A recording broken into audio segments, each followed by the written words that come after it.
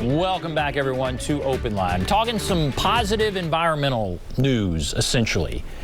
Some things are being held up by the state as good examples of environmental stewardship through the Governor's Environmental Stewardship Awards that are handed out every year. So we're going through some of the winners from last year, just kind of learning what's going on in the state, and again, holding up some positive examples, which is always a good thing to hear.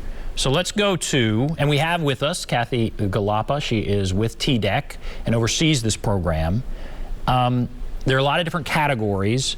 Energy renewable resources. So Vanderbilt University won in this category last year for energy renewable resources. What was going on with that? Why did it win? What's going on? So they were one of the first to become a partner with the Tennessee Valley Authority, TVA, which is our energy provider in the state, and they were able to procure renewable energy, not create renewable energy. They were able to procure it through TVA's new Green Invest program, which helps mitigate their campus's greenhouse gas emissions. So Vanderbilt's got all this energy, they're making the energy, and they decided that they wanted to figure out how they can offset that energy by purchasing renewable energy through this Green Invest program. So they purchased solar farms in 3 different counties in the state, Bedford, Davidson, and Franklin, and are able to turn around and use that energy and in turn reduce their greenhouse gas emissions, which I haven't seen the numbers, but they said by the fall of 2022 should be at 70% reduction. They'll be able to mitigate 70% of their greenhouse gases by the fall of 2022. So they're not taking the energy from those sites, but they're using that in turn to show that they're purchasing the renewable energy and are able to mitigate their greenhouse gas emissions. It would be like removing 14,000 cars from the road, the energy that they'll save, and removing emissions from powering 11,000 homes. So they're doing, that's good stuff. Yeah, per year.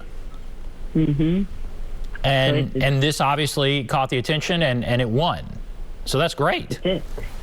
And this is an award that's happened before. And last year, who was the winner of the year before that?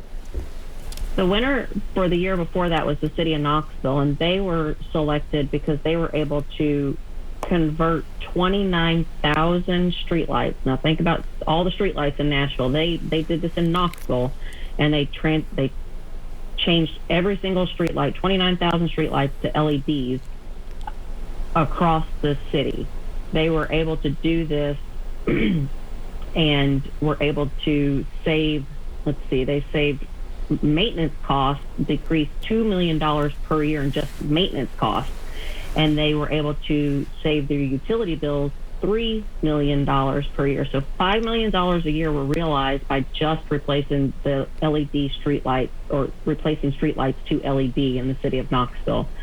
So if you think about that, they're able to take that $5 million savings and turn it into other energy projects, or any type of other projects that they would want to do, whether it's upgrading HVACs across the facilities of the city of Knoxville. So, and on top of changing them out to LEDs, I don't know if anybody knows, but if you've ever seen an old LED light or an old light, street lamp, to an LED light, they shoot the light down so you don't have all of that off lighting going into the sky. So that's a benefit to the environment.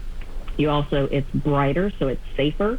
You're able to see clearer. So they said that they were able to see a lot clearer in their cameras when they're trying to monitor for police activity and those types of things. So it has a bunch of other benefits than just saving the energy, obviously, but $3 million a year utility bill reduction is crazy amounts of money.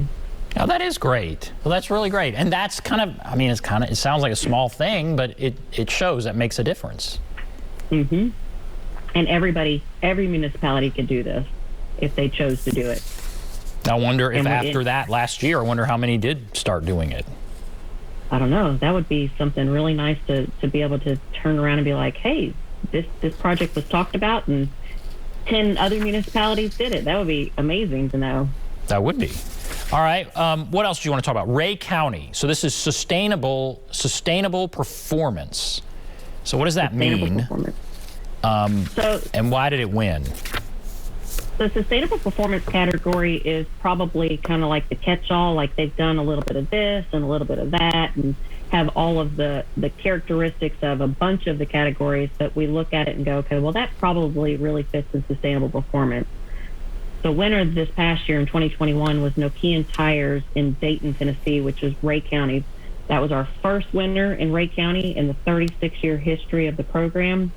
So that was a check mark for me that we got another county added to our list. They were able to build a brand new manufacturing facility. And if anybody has been to any tire manufacturing facility, they're huge, like 1 million square feet under roof.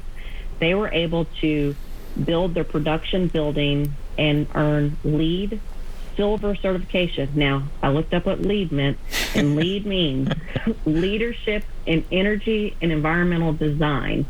So they were able to get silver certification. You have silver, bronze, gold, platinum. Platinum's the highest, but they were able to receive silver certification for their production building, which is the first production facility in the world to achieve that, which is really, really nice to know that that happened in Ray County, right here in Tennessee. They have they installed a 3 megawatt solar panel installation on site, so they're able to offset their energy for the facility when they're up and when they are actually producing these tires. Excuse me. They also earned LEED Silver certification for their administrative building. So not only did their manufacturing facility achieve it, but they also received it in the administrative building. So that is something that I think is kind of different than what we've seen in past. They're able to take all of their savings and then turn, like they haven't even, like by the time they nominated, they had just opened the facility. So it's not like they were like, oh, we've been making tires for 10 years and we, made this LEED certified, now we're going to save X dollars. They started from the get-go and said, we're going to build this facility and we're going to make it the best facility out here and save the money from the beginning. So I think that was something that we hadn't seen either with a lot of our projects. They partner with Ray County High School and do some stuff with them as far as scholarships to try to help STEM projects in the county to get the kids interested in the county, potentially in manufacturing. I think they've really started their life in Ray County on a good note for sure. Good. Okay. Yeah. See, funds scholarships for high-achieving local students who share passion for sustainability. So they're kind of bringing in the next generation, and that's great. Mm-hmm. All right. I want to take a break, and then I want to come back, and we're going to talk about the pursuit of excellence. So that was, I guess, here in Davidson County, right? The Pursuit of Excellence, Nashville Department of General Services. So what is the Pursuit of Excellence? Why did it win? What's going on there? We'll take a break. Be back right after this.